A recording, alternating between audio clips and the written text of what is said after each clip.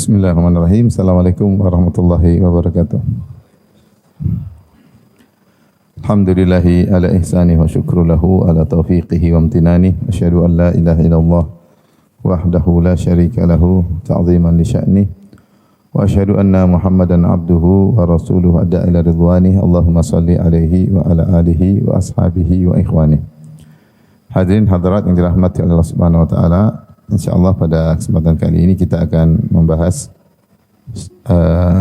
surat Al-Baqarah ayat 273, 274 dan 275. 3 ayat insyaallah pada kesempatan kali ini. Allah berfirman pada ayat 273, lil fuqara alladzina uhsiru fi sabilillahi la yastati'una darban fil ardi yahsabuhumul jahilu aghniya'a minat ta'affuf. Dan berinfaklah kepada orang-orang fakir yang mereka tertahan karena di jalan Allah Subhanahu wa taala, la yastati'una darban fil ard, mereka tidak mampu untuk bersafar di atas muka bumi, tidak dalam rangka atau berusaha dalam rangka untuk bekerja. Yahsabuhumul jahilu aghniya'a minat ta'affuf, orang jahil menganggap mereka adalah orang-orang yang kaya karena mereka tidak minta-minta. Ta'rifuhum bisimahum la yas'aluna an-nasa ilhafa. Kamu mengenal mereka dengan melihat sifat-sifat mereka. Mereka itu tidak meminta-minta kepada orang lain secara mendesak. Wa ma tunfiqu min khairin fa innallaha bihi alim. Maka kebaikan apa saja yang kalian infakkan, sungguhnya Allah Maha mengetahui. Ayat ini datang setelah ayat-ayat sebelumnya yang menjelaskan tentang keutamaan berinfak, keutamaan sedekah dan adab-adab dalam bersedekah sebagaimana pernah kita jelaskan pada pertemuan-pertemuan sebelumnya. Mungkin timbul pertanyaan, kalau begitu sedekah kepada siapa? Maka Allah sebutkan di antaranya sedekah kepada al-fuqara. Al-fuqara yang mereka tertahan karena di jalan Allah Subhanahu wa taala. Ada yang mengatakan karena mereka berjihad sehingga mereka tidak sempat lagi mencari nafkah. Ini pendapat. Sebagian ulama seperti Al-Qurtubi berpendapat maksudnya mereka adalah fuqara'il muhajirin, yaitu orang-orang fakir dari kalangan muhajirin yang mereka berhijrah dari Mekah menuju Madinah dan mereka miskin. Mereka miskin. Dan dikatakan hijrah mereka juga fisabilillah, fisabilillah, karena semua ketaatan, kebaikan dalam rangka menjalankan ketaatan maka disebut juga dengan fisabilillah. Maka mereka meninggalkan kota Mekah kemudian berhijrah ke kota Madinah. Kemudian ketika di Madinah mereka karena tidak punya apa-apa sehingga mereka dibangunkan suffah oleh Nabi sallallahu alaihi wasallam. Suffah itu seperti bangunan tambahan di bagian belakang Masjid Nabawi, kemudian mereka tinggal di situ. Mereka tinggal di situ dan mereka sangat miskin sehingga para sahabat kemudian membawakan tandon-tandon korma digantung di masjid untuk diambil oleh mereka sebagai makanan mereka. Kalau sudah tiba makan malam, terkadang para sahabat, Rasulullah suruh para sahabat untuk membawa satu-satu orang di situ. Jadi satu orang datang ambil satu, satu orang datang ambil satu, satu orang datang ambil satu, ngajak makan di rumah. Nanti kalau sudah tinggal 10 orang atau beberapa orang, Nabi yang ngajak makan di rumah Nabi sallallahu alaihi wasallam. Mereka ini miskin, ya. Baju mereka juga terbatas, tempat tinggal mereka tidak ada tempat untuk bernaung, tidak ada saudara, tidak ada kenalan yang bisa mengayomi mereka, sehingga mereka akhirnya karena jumlah mereka sangat banyak, ratusan ya, sampai ada yang mengatakan sampai 400 orang ya. Sehingga akhirnya mereka tinggal di bangunan yang dibangun oleh Nabi bagian belakang masjid. Mereka tidak mampu untuk la yastati'una darban fil ard. Mereka tidak mampu darban fil ard maksudnya berjalan di atas muka bumi, bersafar dalam rangka mencari nafkah. Kenapa tidak mampu? Karena mereka enggak punya modal. Namanya dagang itu butuh modal. Apalagi modal untuk sebagai barang dagangan, modal untuk perjalanan harus punya unta, harus punya. Mereka enggak punya. Terus bagaimana mereka mau berdagang? Orang-orang fakir seperti ini yang utama untuk disedekahi ya. Dan al-fuqara jamak dari fakir. Dan fakir lebih parah daripada miskin. Kalau kalimat fakir dan miskin berkumpul, maka fakir itu lebih parah daripada miskin. Seperti firman Allah Subhanahu wa taala, "Innamas shadaqatu lil fuqara'i wal masakin." Sungguhnya zakat itu adalah untuk fakir dan miskin. Apa bedanya fakir dan miskin? Kalau fakir dan miskin digabungkan, maka masing-masing punya makna lebih spesifik. Tapi kalau tidak digabungkan, disebut cuma fakir saja atau miskin saja, maka fakir sama dengan miskin, miskin sama dengan fakir. Tapi kalau digabungkan dua-duanya, maka fakir lebih parah daripada miskin. Para ulama mengatakan fakir adalah orang yang penghasilannya kurang dari setengah kebutuhannya. Kurang dari setengah kebutuhan. Misalnya dia kebutuhannya 4 juta per bulan, rumah tangganya, ternyata penghasilannya 1.500.000. Maka orang ini termasuk fakir. Jika penghasilannya lebih dari setengah namun tidak mencukupi, misalnya kebutuhannya 4 juta, tapi penghasilannya 3 juta, berarti dia tergolong miskin. Jika digabungkan fakir dan miskin, maka fakir lebih parah. Sebenarnya Allah mengatakan fakir dari fakar apa namanya, kalau secara bahasa adalah tulang punggung di belakang yang menunjukkan benar-benar apa namanya susah ya, karena dia adalah penopang tubuh. Ada yang mengambil juga dari istiqaq al-akbar, dari qafar. Qafar itu maksudnya adalah padang pasir yang kosong, artinya tidak punya apa-apa, padang pasir, tidak ada apa-apa, tidak ada tumbuhan, tidak ada pohon-pohon, sehingga disebut fakir karena dia kosong, benar-benar tidak memiliki apa-apa. Intinya fakir lebih parah daripada miskin. Tapi kaum muhajirin yang berhijrah kemudian tinggal di Sufah, mereka benar-benar fakir, tidak punya apa-apa ya. Sampai disebutkan baju mereka sampai berwarna kuning karena tidak ada baju untuk gonta-ganti ya. Baju mereka kuning. Rambut mereka semrawut, sampai dibahas tentang masalah hukum salat dengan satu pakaian saja. Karena terkadang satu pakaian mereka harus linting-linting, mereka lipat-lipat agar menutupi aurat mereka. Saking miskin mereka. Bahkan dalam hadis Rasulullah SAW mengatakan yang pertama kali melewati sirat fuqara'il muhajirin ad-dunusu thiyabahum asy'ath ru'usuhum la apa namanya, kata Nabi sallallahu alaihi wasallam, yang pertama kali melewati sirat adalah fuqara' muhajirin yang mereka pakaian mereka kotor, rambut mereka semrawut. Bukan mereka kemproh atau jorok, tapi karena memang enggak ada kesempatan untuk mengganti pakaian. Pakaian mereka terbatas. Rambut mereka semrawut, mereka tidur di masjid, di belakang masjid ya. Bahkan ada yang mengatakan Sufah itu tidak ada dindingnya, cuma atas doang, sehingga terkadang terkena angin, terkena pasir, terkena macam-macam ya, sehingga kotor baju mereka. La yankihunal mutanaimat, yang mereka ini selama di dunia tidak pernah menikah dengan wanita-wanita yang nyaman, yang kaya ya. Nikahnya dengan wanita-wanita miskin karena ya apa namanya, ditolak, kalau ngelamar ditolak karena enggak punya apa-apa ya. Wala tuftah lahum abwabu ya. Dan kalau mereka kadang bertamu mungkin tidak diterima dengan nyaman karena miskin. Maka mereka adalah orang-orang yang pertama kali masuk lewat sirat dan pertama kali masuk apa?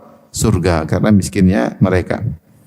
Mereka inilah yang paling utama untuk disedekahi. Kata Allah Subhanahu wa taala dalam ayat ini, lil fuqara'il muhajirin alladhina ukhriju min diyari lil fuqara' alladhina uhsiru fi sabilillah. Orang-orang fakir yang mereka tertahan di jalan Allah karena berhijrah atau karena berhijrah atau karena berjihad. La yastati'na darban fil ard, mereka tidak mampu untuk berjalan di atas muka bumi untuk mencari nafkah. Ya. Sehingga Imam Syafi'i berpendapat dengan ayat ini, kalau ada orang bisa mencari nafkah, maka apa namanya, jangan dikasih zakat. Jangan dikasih apa? Zakat. Ya, karena dia mampu. Yang tidak mampu baru dikasih. Yahsabuhumul jahilu aghniya'a min ta'affuf. Orang jahil menyangka mereka adalah orang kaya. Kenapa min ta'affuf? Kondisi mereka yang sangat fakir, yang sangat susah tersebut tidak menjadikan mereka suka minta-minta. Justru mereka menahan diri, malu untuk minta-minta. Dilihat seakan-akan mampu. Maka dari sini para ulama mengatakan ayat ini tidak terkhususkan dengan fuqara al-muhajirin. Kenapa? Karena al-fuqara al-muhajirin ketahuan mereka tidak mampu. Ketahuan enggak? ketahuan karena mereka di sufa, pakaian mereka kotor, mereka ya, orang tahu ini orang miskin. Tapi ayat ini umum kepada orang-orang fakir manapun yang mereka menjalankan ketaatan kepada Allah. Dan ini juga isyarat hendaknya kalau memberi sedekah atau nafkah kepada orang-orang yang soleh. Orang-orang yang soleh, yang bertakwa kepada Allah. Fi sabilillah. Ya, mereka bertakwa kepada Allah, namun mereka tidak memiliki kemampuan untuk mencari nafkah. Bukan karena malas, tapi tidak punya kemampuan. Mungkin sudah tua, mungkin cacat, mungkin karena sibuk ngurus di masjid, mungkin karena sibuk apa yang dalam rangka menjalankan ketaatan kepada Allah Subhanahu wa taala. Mungkin enggak punya modal, mungkin sudah ngelamar ditolak terus ya, tapi mereka soleh dan mereka tetap menjalankan ketaatan kepada Allah. Nah, mereka ini paling utama untuk dinafkahi atau disedekahi atau diberi zakat. Kemudian sifat mereka, ya sabuhumul jahilu agniya, orang bodoh menyangka mereka berkecukupan. Mereka kenapa tidak minta-minta? Mereka tidak ngemis-ngemis. Sampai orang yang melihat mereka karena enggak ngemis-ngemis disangka orang kaya. Tetapi orang yang cerdas, yang tidak jahil tentunya tahu bahwasanya mereka ini susah. Makanya Allah mengatakan ta'rifuhum bisimahum. Engkau mengenal mereka dengan ciri-ciri mereka. Ya, ciri-cirinya kelihatan, meskipun kelihatannya tidak minta-minta tapi kelihatanlah bajunya mungkin agak lusuh atau mungkin raut wajahnya mungkin apa ya, kelihatanlah ini orang ini ternyata enggak punya, tidak pernah bicara tentang dunia misalnya, kelihatanlah tahu ini enggak punya, buktinya dia sering ke masjid enggak kemana-mana, enggak pernah belanja ini belanja anu, meskipun dia tidak pernah minta, tapi ini orang susah, orang susah. Maka orang yang pintar harusnya tahu ini orang susah ini hendaknya dibantu ya. Karena mereka enggak pernah minta-minta.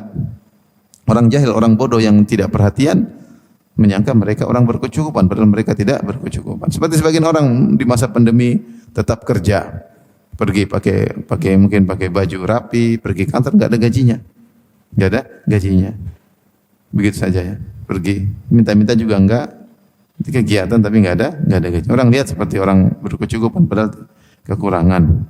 La yas'aluna an-nasa ilhafa. Di antara ciri mereka tidak minta-minta mendesak kepada orang-orang. Minta ini. Kalaupun mereka harus meminta, mereka pun minta cuma beri isyarat. Kalau enggak dikasih ya sudah ya. Tapi yang pendapat yang lebih kuat mereka enggak minta-minta. Mereka enggak minta-minta. Wa ma tunfiqu min khairin fa innallaha bihi alim. Maka apapun yang kebaikan yang kalian infakkan sungguhnya Allah Maha mengetahui ya. Sungguhnya Allah Maha mengetahui. Di sini ikhwan dan akhwat yang dirahmati oleh Allah Subhanahu wa taala. Ya. Allah berfirman, "Ta'rifuhum bisimahum." Engkau mengenali mereka dengan ciri-ciri mereka. Maka ini dalil bahwasanya seorang berusaha mengenali orang-orang yang susah dengan memperhatikan dengan ciri-ciri mereka. Meskipun orang susah tersebut mungkin tidak minta-minta. Diam, tetap aja salat, tetap beribadah ya. Tapi kita tahu orang ini susah ya. Maka kita cek kalau memang dia susah kita bantu ya. Makanya Allah Subhanahu wa taala berfirman tentang para penghuni surga, kata Allah Subhanahu wa taala, "Wa fi amwalihim haqqum ma'lum." Dan pada harta mereka ada kadar yang maklum, yang diketahui, yang bukan milik mereka. Orang kaya itu ada kadar hartanya yang maklum, yang tertentu, bukan milik mereka. Tetapi lisaili wal mahrum. Kadar harta tersebut adalah untuk orang yang minta-minta dan orang yang terhalangi. Allah menyebutkan orang yang membutuhkan ada dua model. Ada lisail yang minta. Ada orang minta. Boleh kalau seorang ternyata dalam kondisi terdesak, dia miskin, dia boleh minta. Yang kedua lil mahrum wal mahrum. Wal mahrum itu orang yang susah tapi enggak minta-minta. Orang yang sayang, orang ini yang kedua, model kedua ini juga harus kita perhatikan. Kita jangan hanya menunggu orang minta-minta. Karena di antara orang susah ada yang tidak minta-minta. Maka utama bagi seorang untuk mencari orang-orang seperti ini yang susah namun tidak minta-minta. Ke masjid tapi kegiatan enggak ada. Sampai seperti saya sampaikan ada orang yang sampai lebaran tidak keluar rumah. Kenapa tidak keluar rumah anak-anaknya? Karena anaknya malu, tidak punya baju baru. Kalau dia keluar rumah pakai baju lama dibully sama teman-temannya. Lebaran dalam rumah aja. Kenapa enggak? Karena miskin. Tapi enggak minta-minta sama orang. Enggak minta sama orang. tidak ngemis ya. Nah, seorang yang bertakwa berusaha mengenali mereka, belas kasihan kepada mereka meskipun mereka tidak minta-minta. Apalagi sebagaimana sudah kita sebut ayat sebelumnya ya. Kata Allah Subhanahu wa taala tentang sedekah, in tubudu sadaqati fa ni'mahi wa in tukhfuha wa tu'tuhal fuqara. Kalau kau nampakkan sedekah itu baik, yang penting ikhlas. Tapi kalau kau sembunyikan dan kau berikan kepada orang fakir, itu kau sendiri mencari orang fakir ke rumahnya, ketuk pintu, kasih. Sehingga lebih menjaga harga diri si fakir. Karena tidak perlu dia minta-minta di depan orang. Tidak usah juga kalau kita sudah ke rumah orang-orang fakir kemudian foto ya, kasihan. Tidak usah, kasihan. Kalaupun harus foto sebagai laporan diburemkan ya. Diburemkan. Tidak usah disebut apa namanya. Kasihan, sudah miskin, kasihnya pun sedikit dipublish ya. Mending kalau bikinkan rumah dipublish, tidak apa-apa sekalian. Ini cuma kasih beras berapa kilo, kasih gula berapa kilo, kemudian difoto. Yang terkenal pemberinya bukan yang diberikan ya. Oleh karenanya ciri-ciri mereka pasti ketahuan. Kalau kita detail, teliti pasti ketahuan. Ya, seperti Allah menyebutkan tentang orang munafik, wala ta'rifannahum fi lahnil qaul. Sungguh kau akan kenal mereka dari pembicaraan mereka. Orang munafik meskipun dia sok-sok orang Islam, tapi lama-lama juga akan kelihatan dari pembicaraannya. Benci terhadap syariat, akan kelepasan, ya, akan ketahuan. Orang ngerti oh ini. Ya. Seperti Allah mengatakan simahum fi wujuhihim min athari sujud, tentang para sahabat. Kata Allah bagaimana tanda mereka dari bekas sujud, yaitu wajah mereka sering sujud, kelihatan cahaya dalam wajah mereka. Orang miskin pun demikian. Meskipun bajunya mungkin keren, bajunya mungkin bagus, tapi kelihatan bahwasanya dia ini susah. Orang yang cerdas ngerti orang ini apa? Susah. Maka hendaknya dia bantu. Inilah orang yang dituntut kita untuk mencarinya. Dalam hadis kata Rasulullah SAW, "Laisal miskin alladhi yatufu 'alan nasi tarudduhu al-luqmatu wal-luqmatani wat-tamra wat-tamratani." Bukanlah seorang miskin yang berputar-putar di manusia, ketuk pintu sana, ketuk pintu sini, sehingga dikasih makanan satu suap atau dua suap, satu butir korma atau dua butir korma, itu dikasih sekedarnya. Walakinnal miskin alladzi la yajidu ghinan yughnih wa la yuftan lahu fa yatasaddaqu alaihi. Tapi miskin itu adalah seorang yang tidak berkecukupan, ya, dia tidak mendapati kecukupan untuk mencukupi kehidupan keluarganya, namun tidak ada yang tahu dia, sehingga tidak ada yang bersedekah kepadanya. Wala yaqumu fa yas'alun nas, dan dia tidak pernah berdiri minta-minta kepada orang-orang ya. Ini orang miskin yang sesungguhnya miskin sungguhnya kata Nabi. Artinya kalau minta-minta dia masih bisa minta. Ada yang tidak minta-minta. Dia susah tapi enggak minta-minta. Kita yang cari orang seperti ini.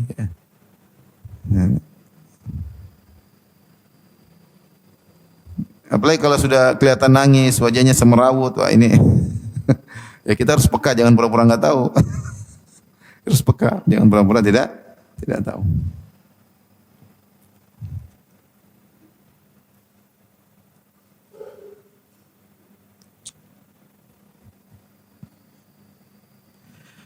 Kata Allah Subhanahu wa taala, la yas'aluna an-nasa ilhafa, mereka tidak pernah minta dengan mendesak. Di sini ada dua penafsiran.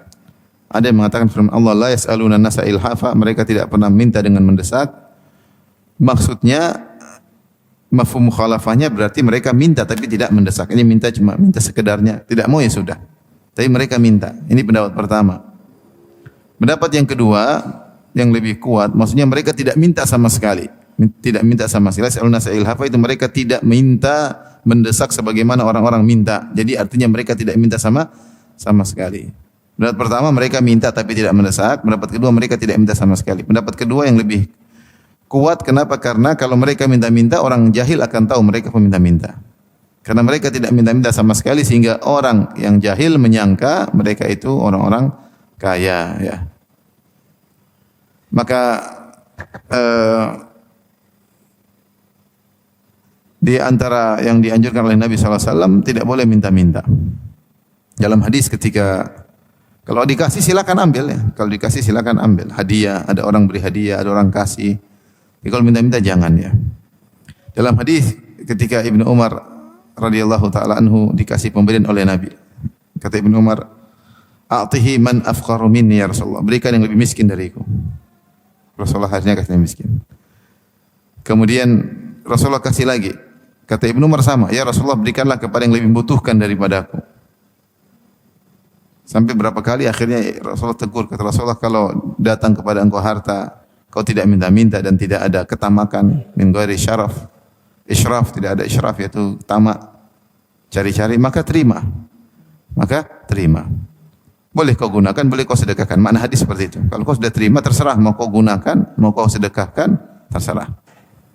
Jadi kalau ada orang kasih pemberian tanpa dia minta-minta, tanpa dia nyari-nyari, ya, maka tidak mengapa dia terima, ya, tidak tercela. Yang tercela itu kalau dia minta-minta, apalagi kalau dia sudah berkecukupan, ya. Jadi orang yang berkecukupan tidak boleh minta-minta. Kalau dia minta-minta maka merupakan dosa, ya, merupakan dosa. Dan Rasulullah SAW sebutkan di antara orang yang tercela atau diadab oleh Allah pada hari kiamat, dipermalukan, yaitu orang yang minta-minta padahal untuk banyak-banyak harta, padahal dia sudah berkecukupan. Kata Rasulullah SAW, laisa ala wajhi muz'atul lahmin, maka dia datang pada hari kiamat kelak mukanya tidak ada daging sama sekali, karena di dunia suka minta-minta padahal dia cukup. Padahal dia cukup. Maka orang cukup tidak boleh minta-minta. Kapan dia minta-minta takatsuran untuk berbanyak hartanya padahal dia cukup, maka sungguhnya dia telah membuang daging wajahnya, tidak punya malu. Tidak punya malu. Pada hari kiamat kelak dia akan dibangkitkan dalam kondisi wajah tidak punya daging sama sekali. Ini yang minta-minta padahal berkecukupan. Tidak boleh. Masih banyak orang miskin. Boleh minta lagi ya. Ya. Di antaranya maksa orang untuk traktir, enggak boleh. Traktir ya, kamu enggak boleh maksa orang traktir. Ya, kalau kawan sekedar senang-senang oke, tapi kalau maksa orang untuk traktir sampai orang tersebut traktir dalam kondisi terpaksa, ini enggak boleh ya. Enggak boleh. Tidak boleh. Yang kedua kalau dia tidak mampu maka dia boleh meminta, boleh. Ya, artinya dia tidak mampu, kalau dia mampu tidak, kalau tidak mampu ya boleh dia meminta. Meskipun ini kurang baik namun diperbolehkan, Ya. Yang lebih afdal adalah tidak meminta-minta, tetap berusaha dan minta kepada Allah agar dicukupkan. Makanya Nabi SAW mengatakan, man istaghna aghnahullah. Rasulullah SAW pernah membagi-bagi harta, dibagi-bagikan hadiah kepada para sahabat kaum Ansar. Maka ada seorang diutus oleh keluarganya atau ambil pembagian dari Nabi SAW. Ketika dia berjalan, dia mendengar Nabi membagi sambil berkata, wa min istaghna aghnahullah. Siapa yang berusaha cukup maka Allah akan cukupkan dia. Maka dia mundur, enggak jadi. Ya, artinya boleh kau ambil, tapi siapa yang berusaha tidak minta-minta dan berusaha mencukupkan diri, Allah akan berikan dia kecukupan. Maka ini yang terbaik. Ya.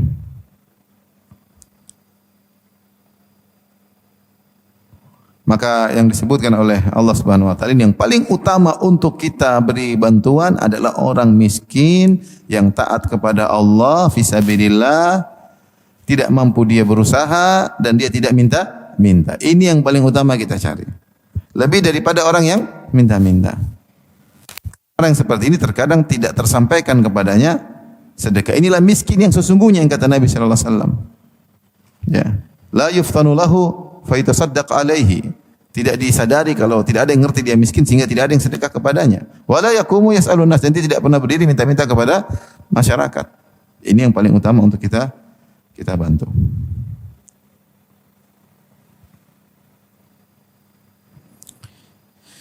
Kemudian di akhir ayat kata Allah Subhanahu wa taala, "Wa ma tunfiqu min khairin fa innallaha bihi alim."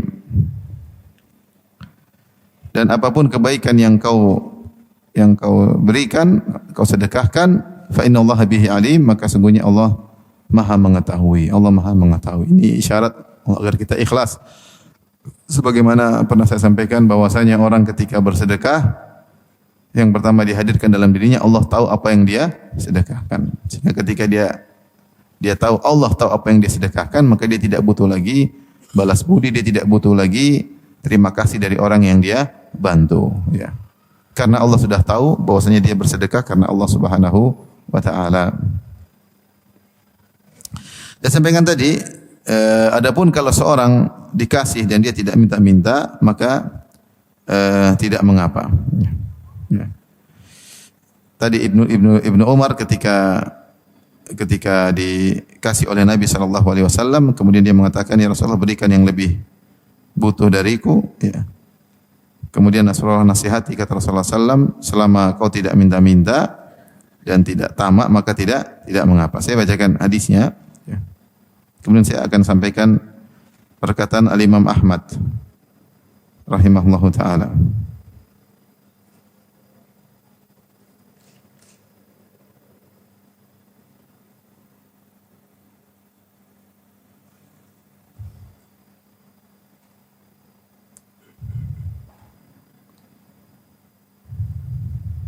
Sebentar.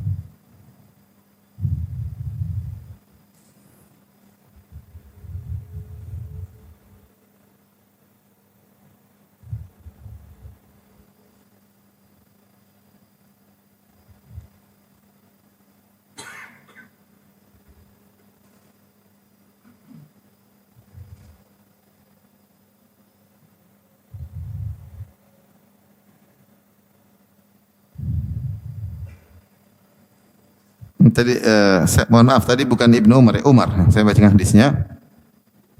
Dalam Sahih Muslim dan Nasa'i dari Ibnu Umar. Dia berkata tentang ayahnya, sami'tu Umar yaqul. Umar berkata, "Kana Nabi sallallahu alaihi wasallam yu'tinil ata."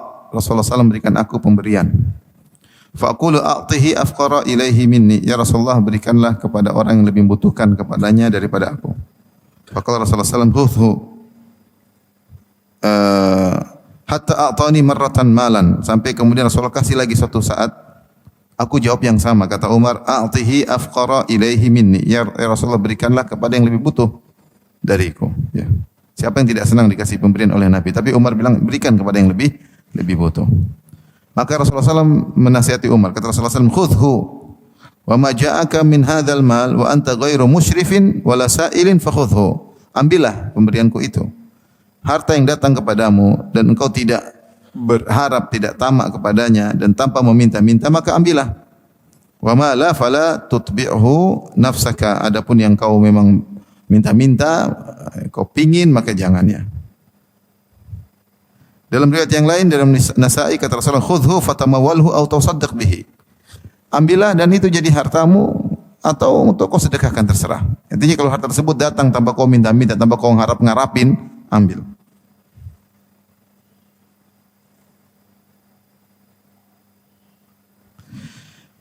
Rasulullah SAW bersabda juga, ma ataka min ghairi mas'alatin wala israfin, yaitu harta yang ambil, yang datang kepadamu tanpa kau minta-minta, tanpa kau israf, yaitu kepingin, maka ambillah.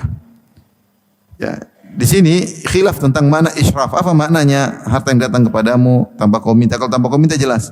Tapi israf tanpa kau pinginin, tanpa kau harap-harapin, israf itu pingin-pinginin. Maka di sini ada dua pendapat. Pendapat Imam Ahmad keras, ya. Kata Imam Ahmad ketika ditanya,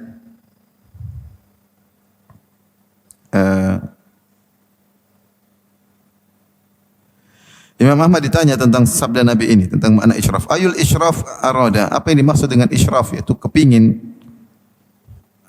Faqala antas tashrifahu wa taqul la'allahu yab'athu ilayya bi qalbika, yaitu ketika ketemu orang itu lagi pegang sesuatu dalam hatimu berkata, semoga dia kirim ke rumahku. Ini namanya israf. Imam Ahmad agak kencang. Kalau kau dalam hati, dia kirim ke rumah nanti insyaallah. Semoga dia kirim. Itu namanya kau kepingin. Itu dilarang. Kalau ada kepingin gitu dia kasih, jangan terima. Kata Nabi, kata Imam Ahmad. Ini pendapat Imam Ahmad, kenceng dikit ya. Faqila lahu, dikatakan kepada Imam Ahmad, wa illam yata'arrad, meskipun dia tidak sindir-sindir, tidak bagus juga ya. Ini maka enak juga ya. Maksudnya harapan nyindir-nyindir supaya dikirim di rumah. Dia cuma lihat saja, dia tidak nyindir-nyindir. Kata Imam Ahmad, "Na'am, meskipun dia tidak nyindir-nyindir, innama huwa bil qalb." Israf itu yang penting hati kepingin, itu namanya apa? Israf. Ketemu orang kaya, siapa tahu nanti dibawa ke sana, siapa itu namanya israf, kepingin.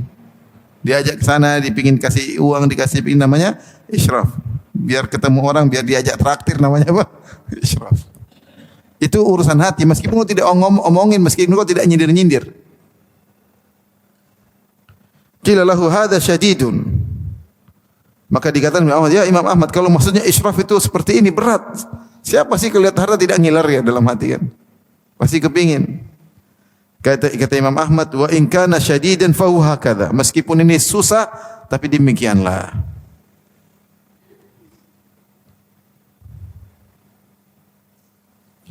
Qila lahu, ada yang bertanya lagi, fa in kana ar-rajulu lam yu'awwidni an yursila ilayya syai'an illa annahu qad arada biqalbi urida biqalbi fa qultu asa an yab'atha ilayya qala hadha israf. Ada yang bertanya, ya Rasul, ya Imam Ahmad, bagaimana orang itu memang tidak biasa kirim, dia tidak biasa kasih uang sama aku, tidak biasa kasih sesuatu kepadaku, ya. Hanya saja dalam hatiku sempat lewat. Bisa jadi nanti dia kasih saya. Ya itu israf kata Imam, itu dilarang. Itu yang tidak boleh. Pokoknya kapan ada harta datang kepadamu sebelumnya kau kepingin, itu namanya apa? Israf. Jangan diterima.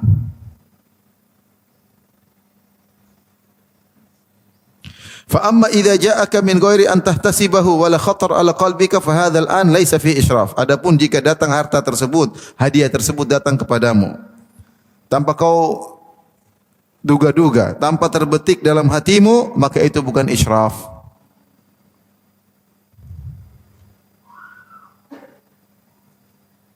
Apa kata Al-Qurtubi mengomentari perkataan Imam Ahmad?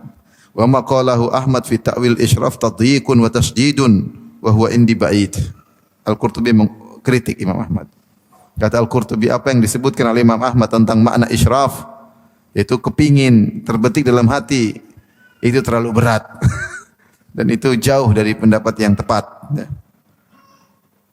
Lianna Allah azza wa jalla tajawaza li hadhil ummah amma hadathat bi anfusuha. Karena Allah maafkan semua yang lewat-lewat di hati. Ma lam yantiq bihi lisanun aw ta'malhu jarihatun, selama tidak diucapkan dan tidak dikerjakan oleh tubuh. Maka dua pendapat saya katakan. Kalau Rasulullah mengatakan semua harta yang datang kepadamu, ma ataka min ghairi mas'alatin wala israf. Semua harta yang datang kepadamu tanpa kau minta-minta, tanpa kau kepingin, maka terimalah tanpa israf, tanpa minta, tanpa israf. Kalau tanpa minta-minta jelas, minta-minta apa? Ngomong. Kasih dong, beli dong, kasih dong, bagi-bagi dong, itu namanya minta-minta. Kalau dia kasih sama kamu jangan terima. Karena kau telah mengambil harta tersebut dengan meminta. Dan tercela bagi orang yang mampu kemudian minta-minta. Yang kedua ini yang khilaf, tanpa israf. Israf itu apa? Ada ketertarikan. Maka Imam Ahmad tafsirannya kencang. Israf itu kalau dia kasih saya mudah-mudahan dalam hati. Semoga dia bagi-bagi. Aduh, kepingin juga ya, mudah-mudahan dia bagi-bagi. Itu namanya israf.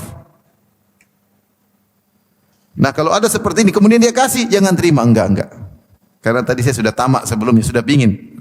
Sebelum dia kasih bilang makasih enggak lah, alhamdulillah, syukran enggak. Jangan malah alhamdulillah benar ya Allah tahu isi hatiku. Enggak, jangan. Mengatakan israf. Berarti kau sudah tamak sebelumnya. Khawatir apa? Tidak berkah. Tidak berkah harta tersebut karena kau sudah pingin sebelumnya. Jadi jangan. Kalau dia datang kasih, enggak apa-apa. Tanpa kau minta, tanpa kau sindir, tanpa kau singgung.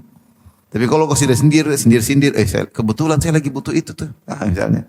Ini benar kalau taruh di rumah kayaknya bagus. Itu namanya minta dengan sindiran ya. Parah itu ya. Adapun Imam Al-Qurtubi dalam tafsirnya mengatakan enggak. Ini pendapat terlalu berat karena hadis menunjukkan ucapan tidak dalam hati tidak dihukum oleh Allah, yang dihukum kalau ngucap. Kalau sindir ya dengan ucapan, tapi kalau dalam hati terbetik tahu-tahu dia kasih terima aja.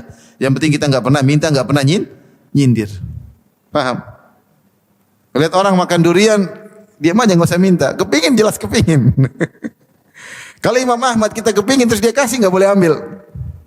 Kalau Imam Al-Qurtubi boleh, yang penting kamu enggak nyindir, enggak bilang enak juga ya. Berat ya? Berat.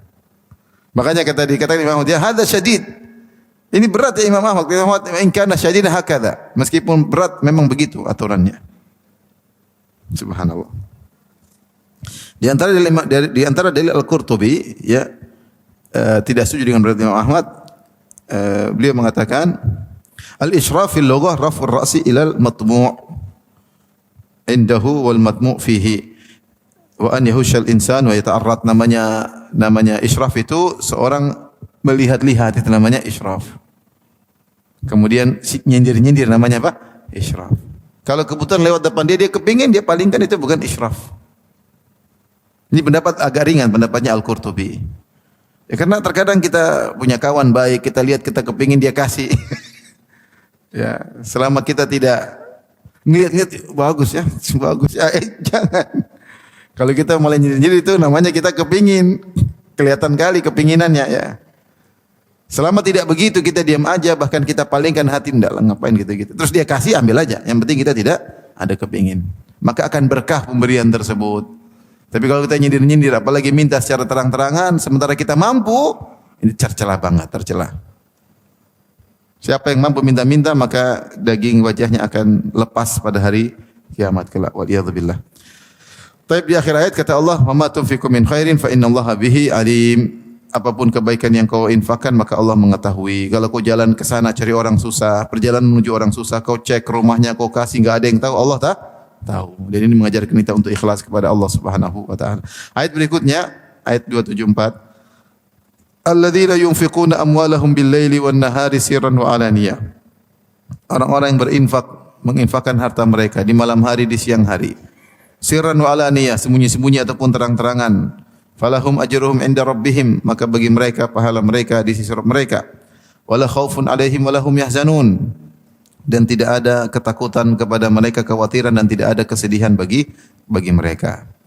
Di sini Allah memuji orang-orang yang continue dalam berinfak. Allah berfirman alladzina yunfiqun, orang-orang yang berinfak. Di sini Allah menggunakan fi'il mudhari' ya. Fi'il mudhari' itu apa? Menunjukkan kesinambungan ya. Ya. Continuous apa? Present tense kalau dalam apa grammar ya. Jadi terus menerus ya. Terus menerus berinfak ya. Siang dan malam sembunyi-sembunyi maupun terang-terangan. Kapan dia punya kemampuan dia berinfak. Kalau tidak mampu ya sudah ya. Kalau dia punya kemampuan lagi sedikit, dia infaknya sedikit. Kalau lagi banyak dia banyak. Dan Ibnu Katsir ketika menafsirkan ayat ini, dia mengingatkan bahwasanya di antara infak yang terus menerus infak kepada keluarga, maka seorang harus menghadirkan dalam dirinya. Karena Rasulullah mengatakan bahwa yahtasibuha, seorang berinfak kepada keluarganya dan dia yahtasib, dia itu berharap dengan infak tersebut dapat pahala. Jadi peringatan kita kepada para suami ketika berinfak dihadirkan dalam dirinya bahwasanya ini adalah infak fi sabilillah. Jangan kita kasih harta sama anak istri sekedar gitu saja tanpa menghadirkan bahwasanya ini adalah ibadah. Kita berharap memberi infak kepada anak istri dapat pahala di sisi Allah Subhanahu wa taala. Maka ini termasuk infak siang dan malam. Yang nampak maupun yang tersembunyi. Berinfak kepada istri yang tersembunyi maksudnya gimana? Ya kita infak, kita belikan, bantu orang tuanya, kita bantu ponakan kakaknya, saudaranya. Orang tidak tahu tapi kita bantu diam-diam. Kalau kelihatan, belikan mobil kelihatan. Dia gemuk juga kelihatan. Belikan tas kelihatan ya, belikan sepatu kelihatan. Jadi maksud saya ketika kita infak kepada keluarga pun kita harus tahu ini ibadah, maka jangan kita pamer-pamerkan, jangan kita ujub, jangan kita ini infak. Infak pada keluarga pun bisa diam-diam, bisa pun terang-terangan, dan itu harus ikhlas kepada Allah. Sehingga kita masuk dalam ayat ini yang Allah puji, alladzina yunfiquna amwalahum bil-laili wan. Karena kita infak siang malam belum tentu mampu ya. Kadang-kadang uang banyak, terkadang uang sedikit. Tapi kalau infak sama keluarga, tiap hari kita beri anak istri. Jadi ini pujian juga kepada orang yang berusaha terus berinfak continue. Ya. Maka ini adalah keberuntungan atau fadlullah, karunia Allah kepada orang yang diberi harta, karena tidak sulit melaksanakan amal ini kecuali orang yang memiliki harta yang banyak. Harta banyak, siang dia infak, sore dia infak, sembunyi-sembunyi terlihat. Yes, continue, dia selalu berinfak. Hidupannya penuh dengan infak, continue. Ya. Isyarat bahwasanya kapan kita bisa berinfak, berinfaklah, Anda usah ragu-ragu. Ketika berinfak kita membangun istana di akhirat, ya. Apa pahalanya? Falahum ajruhum inda rabbihim. Falahum ajruhum inda rabbihim. Bagi mereka pahala di sisi Rabb mereka, ganjaran ajruhum. Ajr itu kalau bahasa Arab artinya upah. Ajr itu apa? Upah. Padahal kita tahu bahwasanya kita beramal soleh bukan pekerja dapat upah. Ya tidak. Kita bekerja amal soleh bukan pekerjaan yang diupahi oleh Allah Subhanahu wa taala. Namun Allah mengucapkan atau menyampaikan demikian agar memastikan bahwasanya itu pasti ada ganjarannya. Pasti ada ganjarannya dan upah tersebut jauh lebih besar daripada kerjaan yang kita lakukan. Meskipun kerjaan kita, ibadah kita bukan suatu kerjaan karena Allah tidak butuh dengan kerjaan kita. Allah tidak butuh dengan ibadah kita. Allah berfirman, "In ahsantum ahsantum li anfusikum." Jika kalian berbuat kebaikan adalah untuk diri kalian. Wa may yashkur fa innama yashkuru li nafsihi. Siapa yang bersyukur maka untuk dirinya bukan untuk Allah. Allah tidak butuh. Tetapi Allah tetap menamakan dengan ajar. Dalam ayat Allah mengatakan ajar yaitu pahala atau upah kalau bahasa Arab, bahasa Indonesia upah. Agar kamu yakin pasti ada pahalanya, pasti ada ganjarannya. Seakan-akan kalau orang kerja masa nggak digaji? Ya pasti digaji. Tapi ini bukan kerjaan, cuma Allah memberi nama tersebut supaya kamu yakin pasti ada balasannya. Sama seperti Allah menamakan orang yang bersedekah dengan hutang. In tuqridullaha qardan hasanan. Kalau kalian memberi hutang kepada Allah, padahal Allah tidak butuh apa-apa. Tapi Allah menamakan hutang supaya kau yakin pasti dibayar. Pasti dibayar. Allah menamakan dengan nama tersebut supaya kamu tidak usah ragu untuk bersedekah. Tidak usah ragu untuk berinfak. Kadang Allah namakan dengan ajar, upah, kadang Allah namakan dengan hutang. Berarti terjamin bahwasanya akan ada balasannya. Apalagi Allah mengatakan falahum ajruhum inda rabbihim, dan bagi mereka pahala di sisi Rabb mereka. Kalau yang bilang begitu orang setengah kaya, tenang nanti saya kasih upah. Ya kita tahu upahnya sedikit, ini setengah kaya, bukan kaya beneran, Pak. Tapi kalau yang begitu orang triliuner, tenang nanti upahnya dari saya. Kira-kira kita gimana? Wah, pasti besar ini. Ini orang triliuner, bukan orang jutawan, triliuner. Ya. Kalau yang ngomong begitu, tenang saya gaji, padahal dia punya utang banyak, ya bakalan nggak dibayar. Dia aja utang lain belum bayar, apalagi kita yang sudah kerja sebulan lalu aja belum dibayar, apalagi kita baru kerja sekarang. Tenang nanti saya upahnya sama saya. Oh ya nggak dibayar. Kalau kaya, setengah kaya kita tahu upahnya paling seberapa. Tapi kalau yang bilang triliun, tenang saya gaji. Ketika Allah mengatakan bagi mereka pahala di sisi Allah yang maha kaya, besar atau tidak pahalanya? Pasti besar. Maka nggak usah ragu-ragu untuk berinfak, nggak usah ragu-ragu. Kalau nggak punya nggak apa-apa. Kalau punya nggak usah ragu-ragu. Mau infak sama siapa, sama siapa, sama siapa. Infak nggak buat kita kelaparan. Anak sudah terjamin, istri sudah terjamin, rumah ada, kendaraan ada, sudah. Apalagi mau kasih aja. Nggak usah ragu-ragu. Karena itu demi kebaikan kita. Demi kebaikan kita. Karena Allah mengatakan inda rabbihim, pahalanya di sisi Allah. Ya. Kemudian Allah berikan balasan lagi. Ya. Yang menakjubkan kata Allah Subhanahu wa taala, wala khaufun alaihim wala hum yahzanun. Tidak ada kekhawatiran sama sekali dan tidak ada kesedihan bagi mereka sama sekali. Dan ini pahala yang sangat luar biasa, ya. Sehingga dijadikan dalil oleh para ulama bahwasanya bersedekah menghilangkan kesedihan, menghilangkan kekhawatiran, menghilangkan kedengkian. Dada akan menjadi lapang dengan bersedekah. Karena Allah mengatakan la khaufun alaihim wa lahum yahzanun. Tidak ada kekhawatiran, tidak ada kesedihan. Benar ayat ini ya Allah tidak mengatakan di akhirat saja tapi umum, sehingga sebagian ulama mengatakan ini mencakup di dunia. Orang sering bersedekah insyaallah tidak ada kekhawatiran, tidak ada kesedihan, ya. Dan ini kenyataan, ya. Oleh karenanya Ibnu Qayyim dalam kitabnya Zadul Ma'ad menyebutkan di antara sebab insyirahus sadar, sebab lapangnya adalah bersedekah dengan ikhlas. Bersedekah dengan apa? Ikhlas. Dan al-jaza' min jinsil amal, balasan yang perbuatan kita buat orang bahagia, kita juga bahagia. Kita juga bahagia.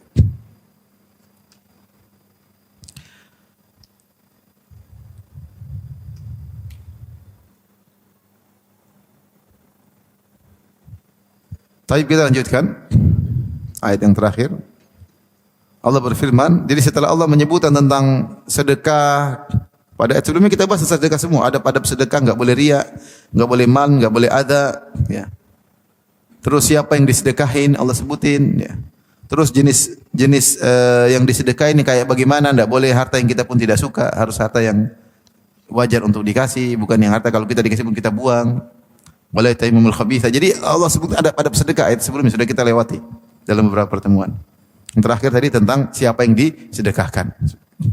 Setelah Allah menyebutkan keutamaan sedekah dan Allah benar-benar motivasi sedekah, baik sedekah wajib berupa zakat atau sedekah sunnah berupa infak dan sedekah, baik sedekah tersebut dikerjakan secara terang-terangan maupun sedekah tersebut dikerjakan secara sembunyi-sembunyi, besar sedekah itu atau sedikit sedekah itu, pokoknya Allah motivasi habis-habis tentang sedekah.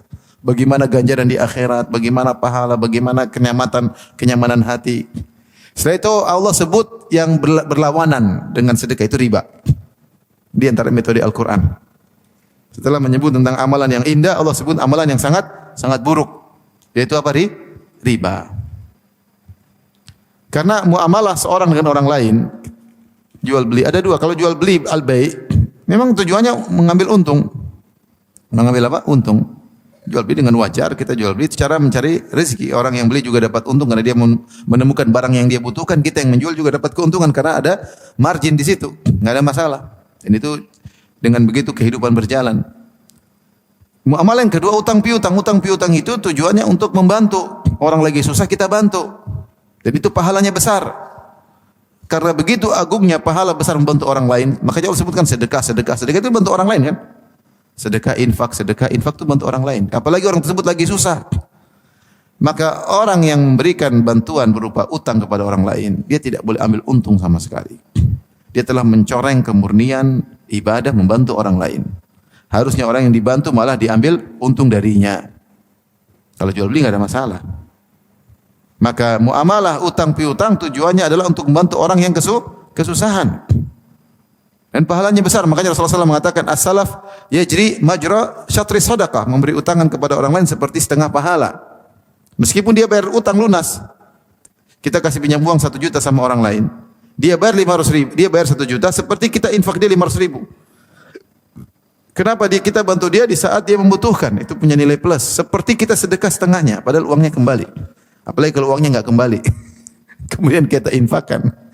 Jadi kalau kita kasih uang, pinjam uang 1 juta, kemudian dia kembalikan 1 juta, berarti kita sedekah berapa? 500 ribu. Kalau kita pinjamkan 1 juta, tidak kembali dan kita ikhlaskan, seakan-akan kita sedekah 1.500.000. Jadi membantu orang lain. Nah ini masalah malah ngambil untung dari orang tersebut.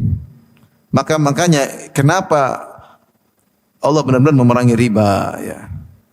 Bagaimana riba adalah dosa sangat besar. Karena seharusnya kamu bantu malah kamu ngambil uang dari orang susah. Sampai Allah gambarkan dalam ayat ini bahwasanya orang riba itu seperti orang gila. Kita bacakan. Allah berfirman, "Alladzina ya'kuluna riba la yaqumuna illa kama yaqumul ladzi yatakhabbathu syaitanu minal mas." Orang-orang yang makan riba, itu makan dari penghasilan riba. Makan di sini disebut makan karena dialah bentuk konsumtif yang paling banyak makan. Tapi sebenarnya bukan cuma makan doang. Uang riba untuk beli mobil, uang riba untuk bangun rumah, uang riba untuk beli tas, uang riba untuk jalan-jalan, uang riba untuk foya-foya, semua intinya makan dari hasil apa? Riba. Bukan cuma dalam bentuk makan sih, tapi dalam penggunaan yang lain. La yakumuna illa kama yakumul ladzi yatakhabbathu syaitan minal mas. Mereka tidaklah berdiri kecuali seperti orang yang dirasukin oleh syaitan. Yatakhabbathu syaitan dimasukin oleh syaitan sehingga dia kayak orang gila. Minal mas. Itu dimasukin oleh jin. Dzalika bi annahum qalu innamal bai'u mithlu riba. Hal ini karena mereka berkata jual beli itu seperti riba. Allah bantah wa ahlallahu al-bai'a wa harrama riba. Allah menghalalkan jual beli dan Allah mengharamkan riba. Faman ja'ahu mau'izatun min rabbih, siapa yang sudah datang peringatan kepadanya dari Allah, fantaha, kemudian dia berhenti, falahu ma salaf, maka bagi dia semua hasil riba yang pernah dia dapatkan jadi halal, enggak ada masalah, penting dia tobat. Wa amru ila Allah, dan urusannya kembali kepada Allah. Wa man ada, siapa yang sudah dikasih peringatan dia masih kembali lagi praktek riba, fa ulaika ashabun nar, maka mereka penghuni neraka jahanam, hum fiha khalidun, kekal dalam neraka jahanam. Ancaman ngeri. Baik, ikhwan dan akhwat yang rahmati Allah Subhanahu wa taala. Di sini Allah berfirman, alladzina ya'kuluna riba, orang-orang yang makan riba itu atau memanfaatkan hasil riba untuk makan, kayak untuk jalan-jalan, untuk beli mobil, untuk beli rumah, untuk foya-foya. Mereka itu la yaqumuna illa kama yaqumul ladzi takhbatu syaitan minal mas. Mereka itu tidaklah berdiri, pemakan riba ini tidaklah berdiri kecuali seperti orang yang kerasukan apa? Jin, kerasukan setan. Ada dua pendapat di kalangan para ahli tafsir. Apa yang dimaksud dengan mereka berdiri seperti orang kerasukan jin? Pendapat pertama, dan ini jumhur ahli tafsir, mayoritas ahli tafsir mengatakan maksudnya pada hari kiamat. Mereka nanti dibangkitkan dalam kondisi sempoyongan seperti orang kerasukan jin, teriak sini, jalan enggak jelas, seperti orang gila. Orang gila, pandangan enggak jelas, enggak stabil, bingung kayak orang linglung, jalan kayak orang gila. Seperti orang kerasukan jin. Orang kerasukan ini kayak apa coba kalau di ruqyah? Kayak orang gila. Nanti hari kiamat seperti itu. Pendapat kedua tidak, di dunia mereka sudah seperti orang gila. Kita bilang enggak kok, berdasi keren-keren kok. Kenapa orang gila? Tapi sebagian tafsir mengatakan enggak, itu di dunia. Kenapa disebut seperti orang gila? Karena mereka enggak beres. Justru orang miskin semakin mereka ambil. Justru di orang-orang miskin kesempatan untuk pinjam online itu orang miskin yang kena jerat atau tidak? Kasihan. Mending kalau ngambil harta dari orang yang punya duit. Ini orang miskin semakin susah semakin dibohongin. Orang gila. Harusnya semakin miskin dibantu, semakin miskin semakin digrogotin. Jadi kayak mana? Sementara mereka merasa mereka hebat, berdasi, keren. Kayak orang gila kata Allah Subhanahu wa taala. Ini pendapat sebagian ahli tafsir. Dua-duanya oke, pendapat benar orang sudah pakai riba orang gila. Kalau sudah ngambil ngerukin, kalau bisa bunga sebanyak-banyaknya, kalau bisa ditekan, bisa dihabisin, semakin dihabisin, semakin bagus. Laporan semakin bagus kepada atasan, semakin naik pangkat, semakin top. Ya atau tidak? Semakin bisa menggerogoti harta orang, semakin hebat. Gila atau tidak? Gila. Yang bilang siapa? Allah Subhanahu wa taala menurut tafsir sebagian ulama. Lintah darat, bukan lintah darat lagi apa? Buaya darat, buaya plus lintah darat. Kodok darat, semua situ. Kasihan ya. Yang kena orang miskin. Pinjol-pinjol itu orang miskin atau orang kaya-kaya? Orang miskin-miskin. Sampai bunuh diri lah gara-gara nggak bisa bayar. Orang gila. Kenapa mereka bisa seperti orang gila? Allah sebutkan al-jaza' min jinsil amal, balas dengan perbuatan. Dzalika bi annahum qalu innamal bai'u mithlu riba. Karena mereka berkata jual beli seperti riba. Ini aneh. Seharusnya kalau mereka ingin menghalalkan riba, mereka bilang riba seperti jual beli, apa bedanya? Paham enggak? Karena yang dikritiki ribanya kan? Dikritiki riba. Jadi mereka mengatakan riba seperti jual beli. Harusnya demikian, tapi mereka kebalik. Kata mereka jual beli seperti apa? Riba. Seakan-akan riba itu tidak ada haramnya sama sekali. Ini mukabarah, apa ngeyel. Apa jual beli riba sama aja, sama amalah, apa masalahnya? Bahkan jual beli seperti riba, bukan riba seperti jual beli. Seandainya kalau mereka mau beranalogi, mau mengkiaskan, tentunya mereka mengatakan jual beli riba itu seperti jual beli. Sebagaimana jual beli halal, maka riba juga halal. Sekarang mereka balik, justru jual beli sama seperti apa? Riba. Seakan-akan yang asal halalnya riba. Jual beli jadi halal karena seperti apa? Riba sama muamalah.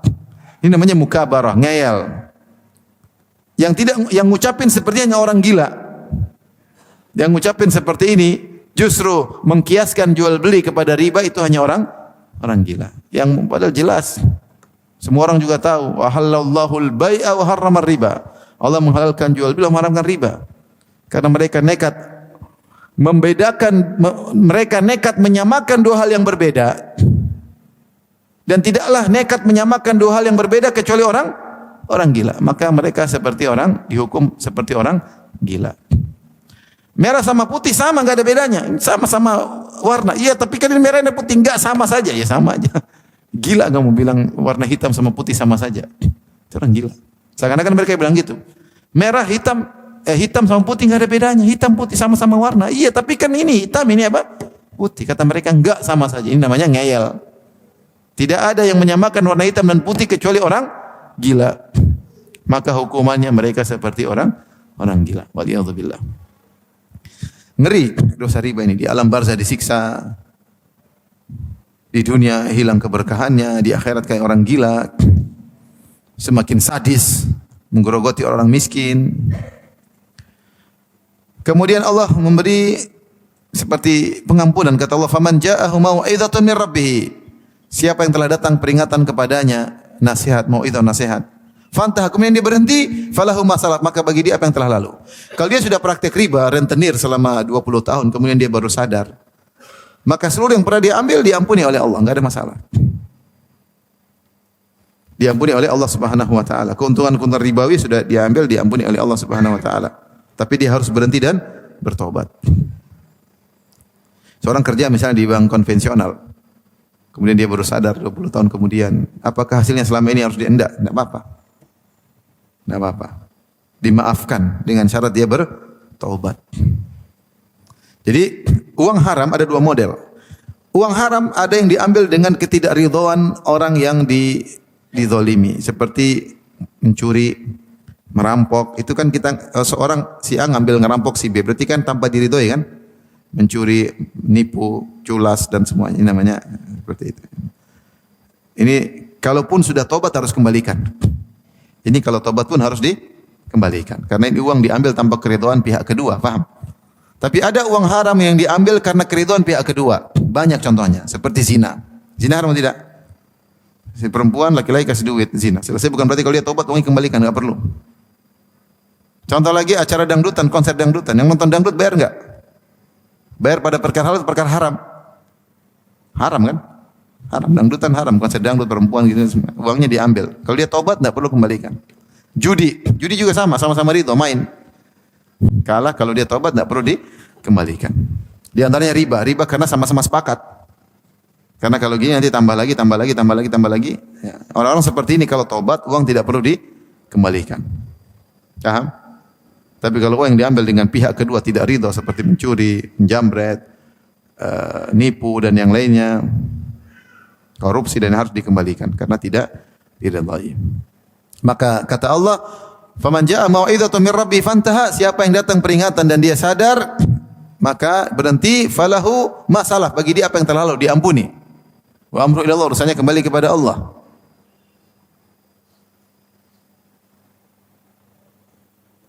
Makanya adapun yang belum sempat diambil enggak boleh diambil. Contoh, ada seorang si A dan si B, kemudian si B punya utang pada si A.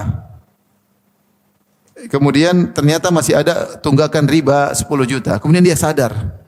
Dia enggak boleh bilang sudah ini saya sadar, ini terakhir riba terakhir, enggak boleh. Sudah sadar selesai. Udah enggak boleh lagi. Saya ditanya, "Ustaz, bagaimana orang bekerja di konvensional dan dia sudah taubat, terus dia dapat uang pensiunan?" Maka ditanya, uang pensiunan tersebut sudah hak dia sebelumnya, cuma ditabung pada tabungan tertentu atau tidak? Kalau itulah bonus, kalau dia pensiun maka tidak boleh. Tapi kalau memang uang dia yang dikumpulkan oleh perusahaan, maka itu sudah telah lalu, paham? Dia boleh ambil. Tapi kalau yang akan berikutnya atau bonus berikutnya tidak boleh. Kalau sudah tobat tidak boleh terima sama sekali. Kemudian kata Allah, "Man ada," siapa yang kembali lagi sudah tahu haram. Ini ngeri, banyak sudah tahu haram cuek aja. "Wa man ada fa ulaika sabun nar." Siapa yang kembali lagi maka mereka adalah penghuni neraka jahanam. Hum fiha khalidun, mereka kekal di dalamnya. Ngeri, Allah mengatakan kekal di dalamnya. Apakah pelaku riba kafir? Jawabannya tidak, selama mereka bertauhid. Terus apa maksudnya kekal di dalamnya? Maka ada beberapa pendapat ulama. Kami mengatakan kekal di dalamnya maksudnya kalau mereka menghalalkan riba berarti kafir. Seperti ini, orang-orang yang mengatakan, "Ya, riba itu halal," berarti mengharamkan yang halal, berarti merubah hukum Allah. Seperti orang mengatakan zina halal, homoseksual halal, ini kafir. Karena menghalalkan apa yang jelas haram oleh Allah Subhanahu wa taala. Siapa yang bilang riba halal, kafir. Kekal dalam neraka. Kalau tidak menghalalkan riba, dia tahu riba salah, maka kekal dalam neraka maksudnya dia diazab dengan azab yang sangat lama, tidak seperti dosa-dosa biasanya. Mengerikan. Jadi kekalnya kekal apa namanya? Nisbi. Maksudnya lama, tidak seperti dosa-dosa lainnya yang Allah tidak sebut kekal, cuma di neraka, tidak ada kata kekal. Ketika Allah tambah kalimat kekal menunjukkan dosanya tidak biasanya. Baik, demikian saja. Subhanakallah bihamdika asyhadu an la ilaha illa anta astaghfiruka wa atubu ilaik. Assalamualaikum warahmatullahi wabarakatuh.